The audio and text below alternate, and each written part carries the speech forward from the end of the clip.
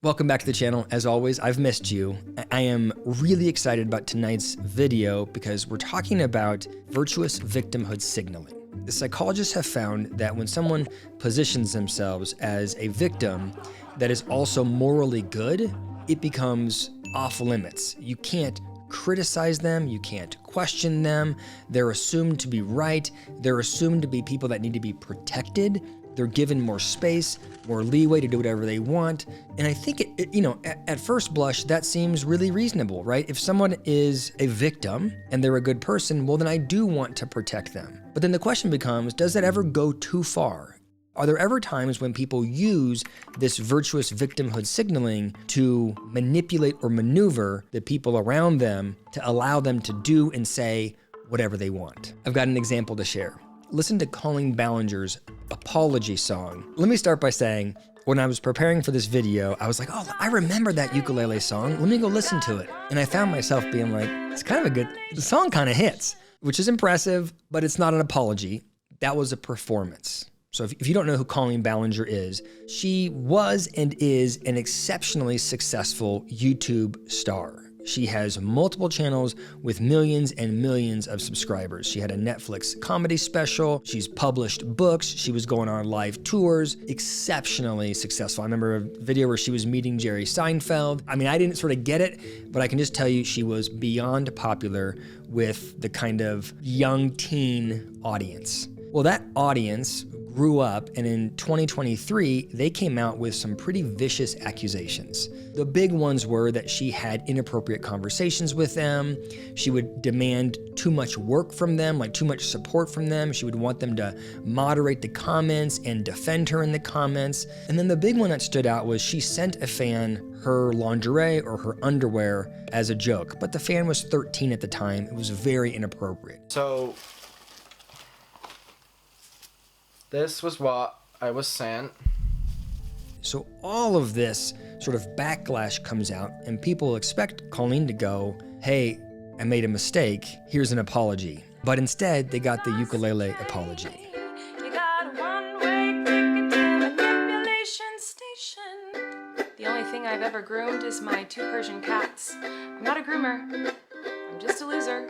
I feel like I can already hear the comments on this video. She's gaslighting, manipulating. Oh, she's a narcissist and a rat.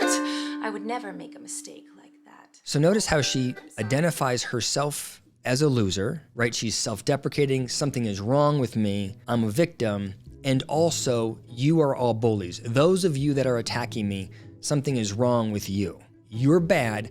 I am good. I don't know if it's intentional or not, but it feels like a very deliberate attempt to position herself as the person who is being harmed by this. Here, let me give you an example from my own life, and you can kind of overlay it on the Colleen Ballinger story. I've been on YouTube for about 5 years now, and when I first started, I frequently get people that hop into the comments and say egregious things. You must not be a psychologist, you're a grifter, you're incompetent, whatever. And it used to really bother me. So my response to that initially was to defend myself and say, you're wrong. And I would oftentimes aggressively defend myself. If you're gonna attack me, I'm gonna attack you. By me pushing back, I would get a lot more negative attention from the commenters. But one time I created an apology video and I positioned myself as the victim. I said, look, it was a reasonable position that I had in X, Y, or Z video. I didn't mean for it to be interpreted this way.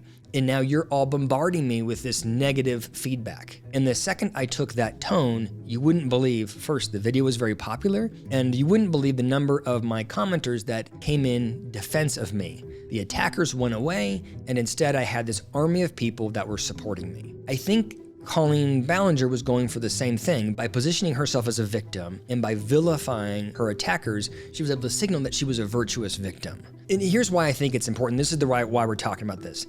This construct of virtuous victimhood signaling protects people. In many ways, it's a valuable, it's adaptive for us to see someone who is a virtuous victim and want to get out and support them. The challenge is, what happens when that approach is used to protect someone that really is the vicious person? The Colleen Ballinger story was all over the news, all over YouTube, but it happens in everyday life. We all know people who, instead of taking accountability for what they've done wrong, they simply say, hey, I'm a victim, You can't attack me. Hey, don't yell at me. I have X, Y, or Z challenge in my life. And for the most part, people sort of have to back away. So in that way, it is a effective and destructive manipulation tactic.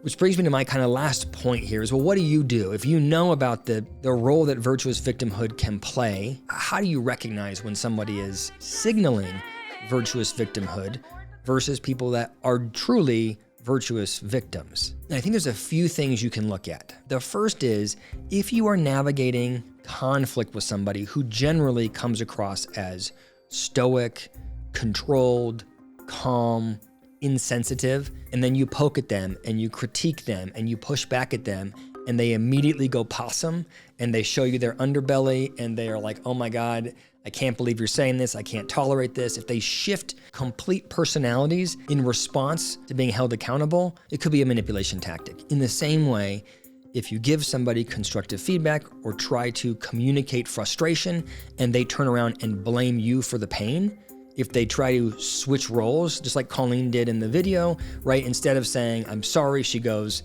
you guys are all bullies. If you feel someone shift on you where they turn it around, again, it's a manipulation tactic. And I think the last one that stands out to me as the overarching rule I would give anybody that's trying to figure out if they're being manipulated is, if you find yourself confused in your own frustration with someone when you're giving them feedback, if you're trying to hold somebody accountable and you find yourself you're in a room full of feathers, you don't know what they're saying and you're half defending yourself and you're trying to communicate frustration and you can't hold them accountable, if they're all over the place and you're thinking to yourself, am I being manipulated? The answer is probably yes. When people are sincerely apologetic for what has happened, the conversation is very linear.